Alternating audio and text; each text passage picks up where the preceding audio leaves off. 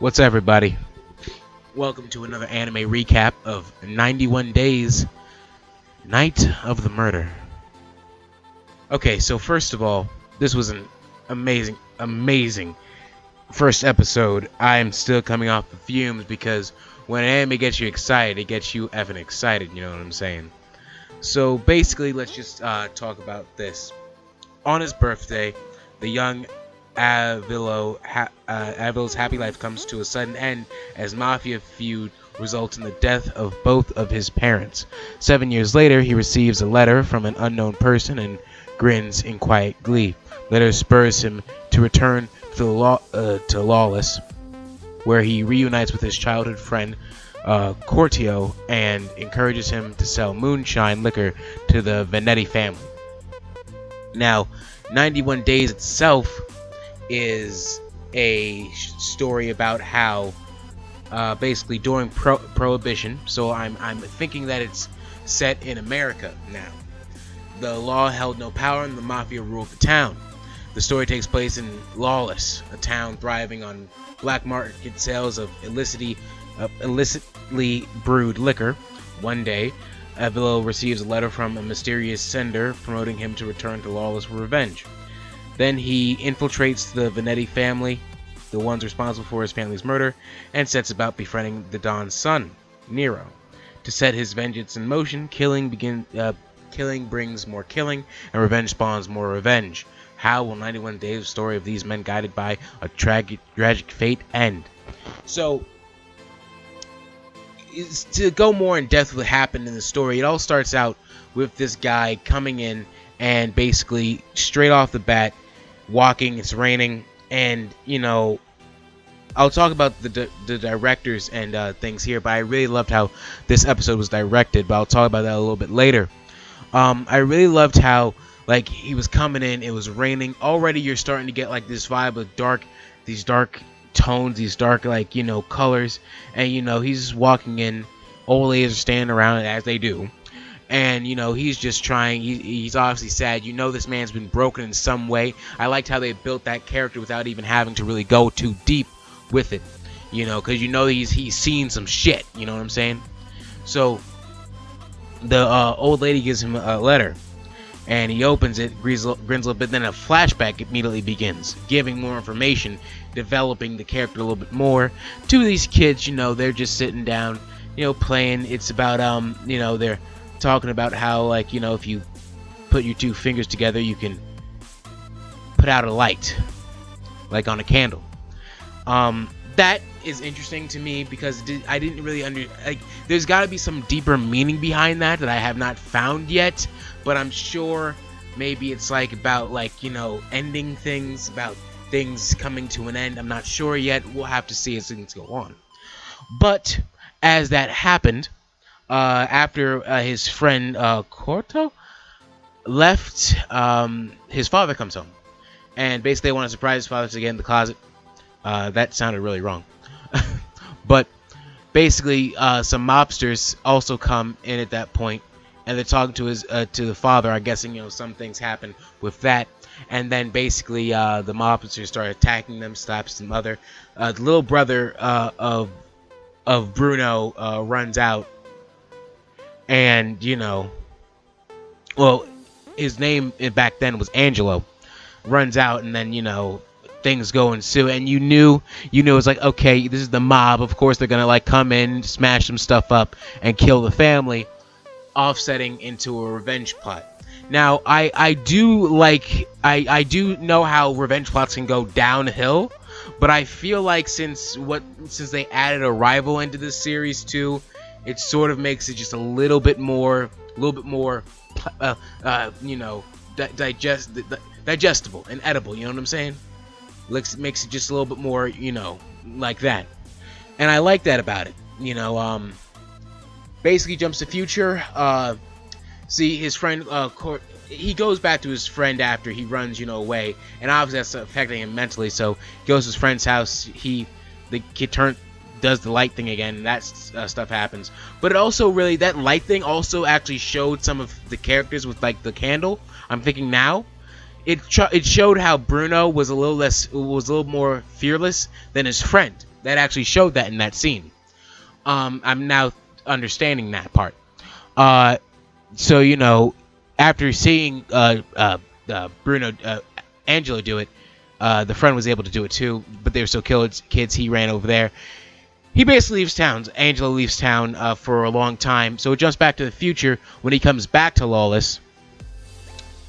And we see, when it jumps back to the future, we see his friend.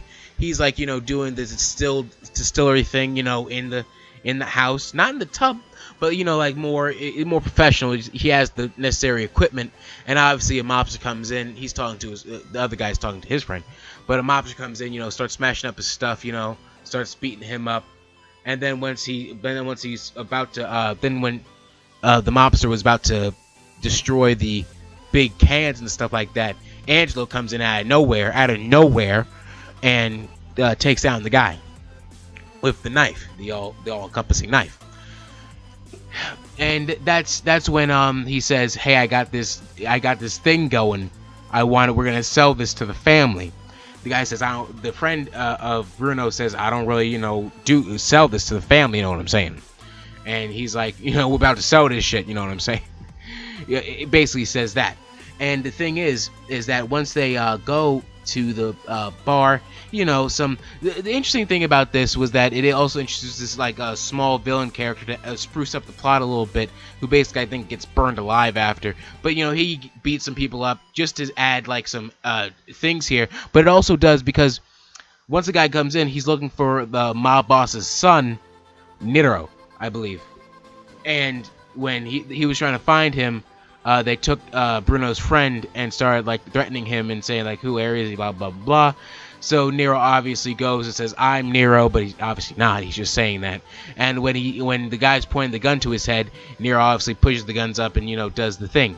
Now, he shows a lot of like adept athleticism in this show with the knife and stuff like that. And I don't think that's because he's been trained.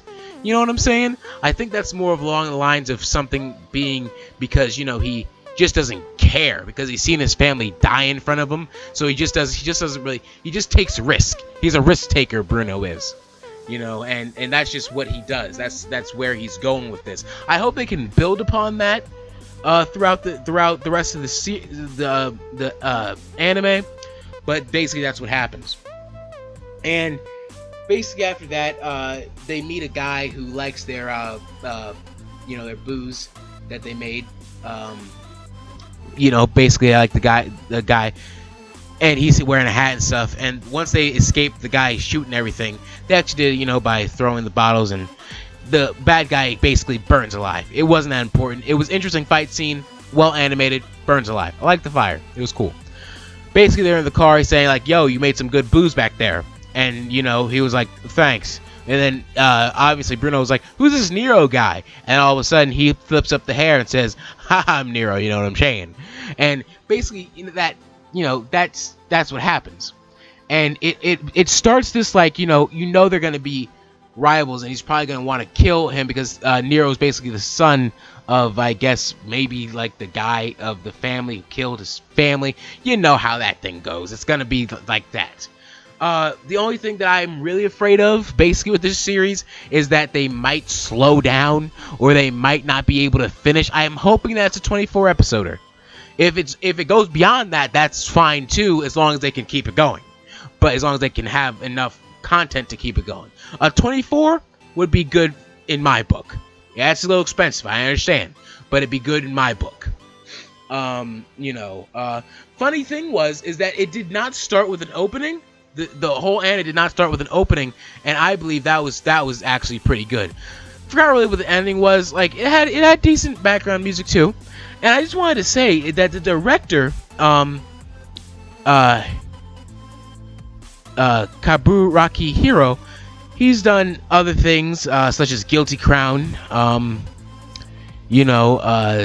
Kenshin. I think that's the movie probably.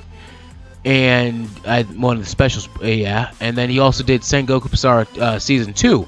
So this guy has a wide range. He also did the Hunter x Hunter OVAs, and he has a really wide range of just how he can,